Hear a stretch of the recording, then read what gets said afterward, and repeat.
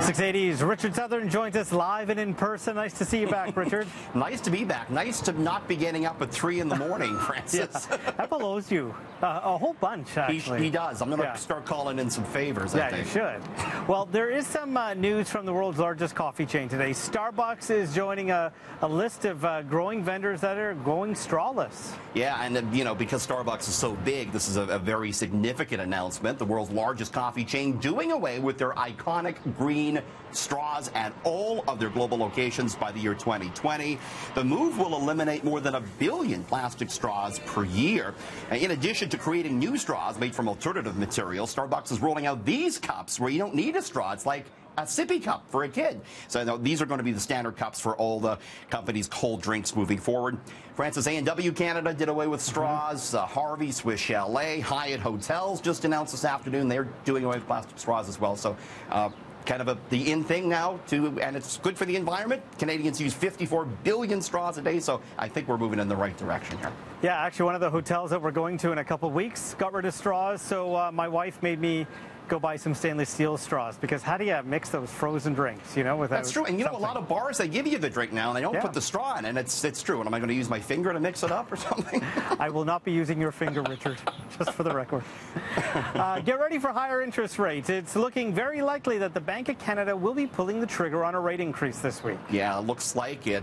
Market pricing in about a 90% probability of that happening. This would be a hike to 1.5%. The bank expected to do this amid rising inflation, which really overrides the concern about trade with the U.S. Inflation has slowly marched above the bank's 2% target. And, of course, the job market looking better these days. We found out just on Friday that Canada created 32,000 new jobs last month. Canadian dollar not seeing much of a boost on this expectation. It's hovering around a one-year low.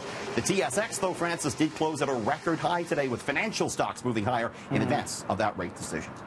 Well, there's a new report that finds Drake provides a huge economic boost to Toronto. Yeah, we got to thank Drizzy, I think. One market analyst gives Drake credit for 5% of Toronto's $8.8 billion tourism industry, meaning that Drake drove at least $440 million to the local economy last year alone. Some think it could be even more than that. Of course, Drizzy has helped revitalize the city's image by teaming up with the Toronto Raptors. Also uses his OVO brand to boost local artists, and he's into the hospitality and restaurant biz in the city as well. So whether you like his music, Francis, I think you got to give Drizzy some credit for what he's done to the city. There you go. So do you own an iPhone, Richard? I do. Really? Well, apparently a new study says you're rich. Wow, that's news to me, Francis. But, you know, it's true. Interesting new study out, and it found that owning an iPhone does mean you're wealthy. Researchers at the University of Chicago were accurately able to predict someone being in a higher income bracket 69% of the time if they owned one of those, an iPhone. Of course, the iPhone is the most expensive smartphone you could buy. The researchers say the iPhone being considered, being correlated with high income is a new trend. In 2004, having soy sauce in your kitchen was an indicator of a high-income household. 12 years prior to that, Francis, buying Grey Poupon palm mustard was the most reliable sign that you were wealthy. But now it's the iPhone. So from soy sauce to the iPhone. There you go. Good to know.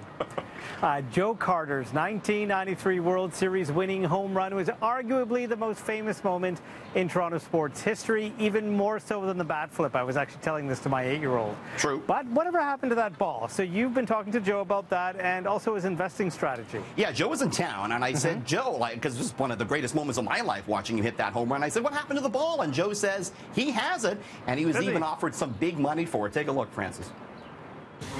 So one of the best moments of my life, and I mean that, I'm 9 years old, I'm on the couch, and I'm watching this guy hit his famous home run. Joe, welcome. You were 9 years old on the couch. I was. I'm going to make you feel old. Yeah, I was only 10. By the way, what happened to that ball, Joe? Oh, you know what?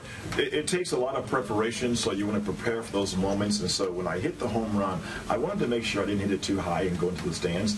And so I wanted to hit the back wall, so I did. I hit it, barely went over the fence, hits the back wall, comes back to my bullpen catcher, Coach John Sullivan, and he presented to me after the game, and so I have the baseball. Have you ever thought about selling it?